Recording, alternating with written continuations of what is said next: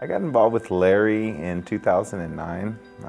I met him through an unfortunate circumstance. I was in Harris County Jail. Larry had been preaching at Harris County for several years. Because of the dire state I was in, I began attending services. Larry Cooke brought messages of hope, which I desperately needed.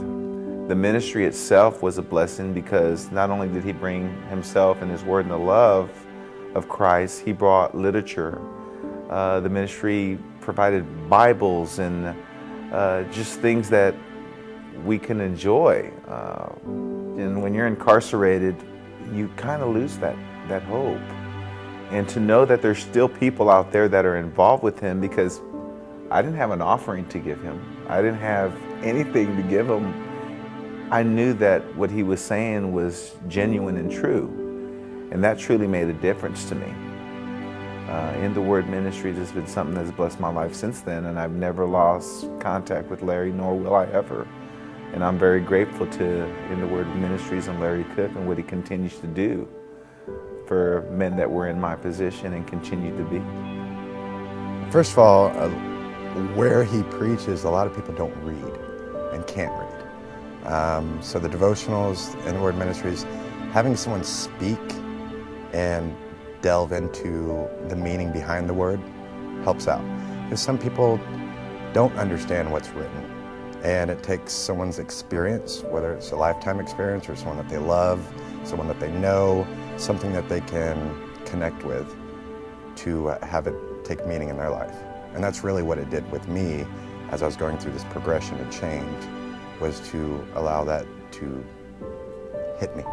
One thing that we overlook a lot of times with the individuals that seem rough around the edges or are homeless or in prison is that we don't realize that those are going to be our neighbors. Those are going to be the individuals that are in our communities. These people are not just in a far-off place in the deplorable part of town. They're in my community, and I would say that's how we're all connected, is that the people that Larry ministers to are going to end up in a community somewhere. It may not be yours, but it's going to be mine or somebody else's. And then if you were to ask, a room of 10 people and say, who here has a son, a daughter, a cousin, or some family member in prison, I think you would find that 7 out of those 10 people would probably have that in common. They were having a meeting at this event facility, and Larry was inside wrapping up the meeting. Come in there, I said, Larry, time to go to work. I said, what? Everybody kind of looked at me strange, and I was like, it's time to go to work. So I walked by with Larry to the back of the building, and I said, this guy out here, he's been out of jail 3 days. He said he's sleeping across the street in the park. And immediately he came out, he introduced himself, and Larry started connecting with him on how he came about into it. He said, I can't force you to do anything. I can pray for you. I can't help you out unless you want to help yourself. We prayed with him. The guy got into the house that night where he had a bed, food, whatnot, and just that. The guy just looked at Larry and could tell, you're being genuine. You're not being fake with me. I can tell that you care. And I think I kind of teared up. I think Larry might have teared up. I know the guy teared up. And that was a real example of me seeing him, hey, time to go to work. And he did. Again, it makes it easy when you have walked through certain things to understand what other people need and how to help them and assist them.